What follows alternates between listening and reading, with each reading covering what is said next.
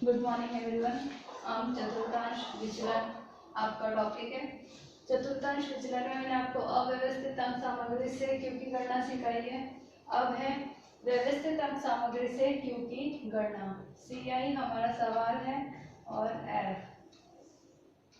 आपको जैसे सवाल दे रखा होगा 80, 84, 2, 85, 89, 3, 90, 94, 5, 95 और 99, 7, 100, 104, 9, 105 और 109, 8, 110 और 114, 6, 115, 119, 4 और 120, 124 क्या जाएगा 2 n टोटल क्या जाएगा। इसको सबको जब हम जोड़ेंगे तो क्या जाएगा n हमारा, इन सबको जोड़ने पे n आएगा 46। ठीक है, आपका ये सवाल दे रखा होगा। अब इसमें क्या है Q3 निकालने का सूत्र हमारा क्या आएगा। Q3 निकालने का सूत्र L प्लस 3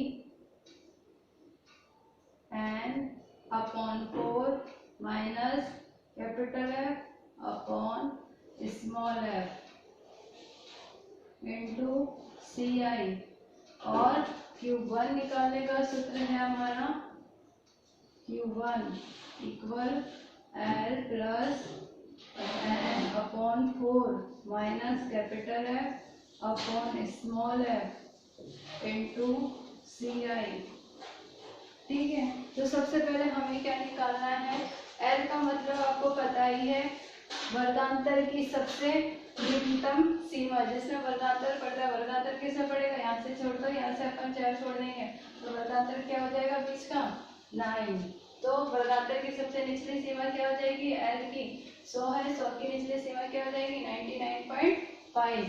तो L का मतलब पता ही है, L का मतलब कुल आवर्तियों का योग, F का मतलब है कि उस वर्गांतर की आवर्ती का योग, इन सब का योग, और F का मतलब है जिसका वर्गांतर पड़ रहा है उसका तो वर्गांतर किसमें पड़ रहा है 100 और 100 में। तो सबसे पहले हम क्या निकालेंगे Q1 निकालेंगे। Q1 के लिए हम क्या करेंगे L क्या लिखेंगे हम Q1 L वर्गांतर किसमें पड़ रहा है, इसकी सबसे छोटी न्यूनतम सीमा क्या होगी 99.5 प्लस n क्या करेंगे 46 है, 46 को हम क्या करेंगे 46 को हम सीधा सा ही नहीं पे क्या कर देंगे 4 है, 4 में डिवाइड करेंगे तो 11 पॉइंट क्या आ जाएगा 5 आ जाएगा। तो हम यहाँ पर सीधा लिखेंगे 11.5 माइनस कैपिटल F क्या आएगा, कैपिटल F आएगा इन सब आवर्तियों का योग जिसमें वर्गांतर पड़ता है उसके नीचे वाली आवर्तियों का योग।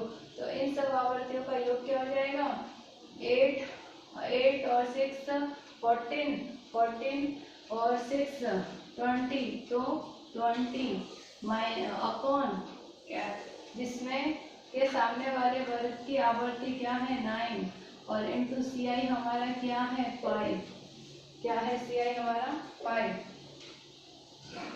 तो अब हमारा क्या आ जाएगा, अब हम करेंगे 99.5 प्लस माइनस करेंगे तो क्या होएगा, माइनस करेंगे तब 8.5 इंटू 5 अपॉन 9 फिर 99.5 प्लस करेंगे इसको तो क्या होएगा, ये क्या है ये इसमें से किया तो ये माइनस का नंबर है और जब इसको करेंगे तो ये भी माइनस हो जाएगा 42.5 अपॉन 9 फिर डिवाइडेड करेंगे तो क्या आएगा 99.5 प्लस माइनस का 4.72 फिर तो प्लस और माइनस होएगा तो माइनस हो जाएगा तो क्या आ जाएगा 94.78। ये तो क्या आया हमारा Q1। अब हम निकालेंगे Q3 Q3 का सूत्र L हमारा वही 99.5 प्लस, अब क्या जाएगा, हम करेंगे तो 11 11.5 माइनस वही 20 और अपॉन 9 इंटू क्या जाएगा 5। अब हम करेंगे फिर वापस से, तो 99.5 प्लस, इसको प्लस का मल्टीप्लाई करेंगे 3 से, तो 34.5 माइनस 20 अपॉन 9 इंटू 5।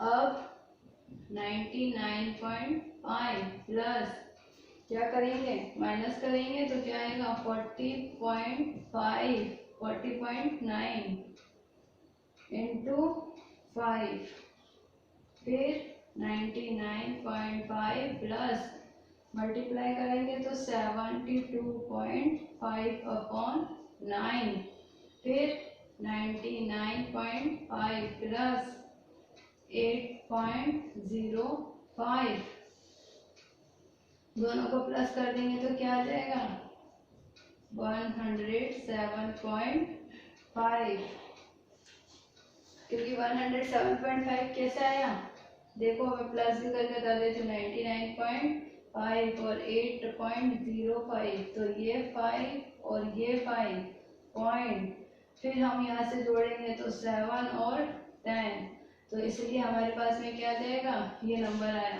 तो Q3 क्या आ गया अभी हमारा, ये आ गया। अब हमारा सूत्र क्या है, Q1 माइनस Q3, तो Q1 माइनस Q क्या आया है, Q3 क्या है 1.75 माइनस Q1 क्या है 94.78 डिवाइडेड क्या है 2, तो क्या आ जाएगा, जब करेंगे तो 12.775 2 बराबर 6.387, तो 387, तो क्यूब पे क्या आ जाएगा, जब हम क्यूब करेंगे तो क्यूब बराबर 6.5, ये क्या आ जाएगा आंसर। आंसर ये भी आप लिख सकते हो, आंसर ये भी आप लिख सकते हो, दोनों लिख सकते हो, ठीक है।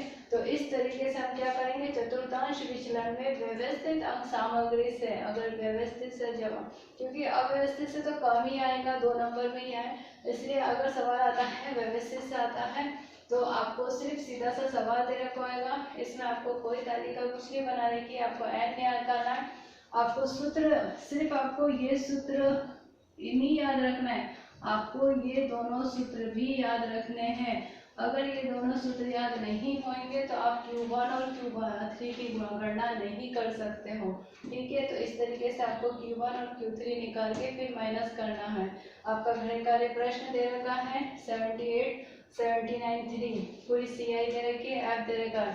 इसी सूत्र के आधार पर आपको क्या करना है, चतुर्थांश विचलन ज्ञात करना है। घर से जब भी बाहर निकले मास्क लगाए रखें, सोशल डिस्टेंसिंग का पालन करें।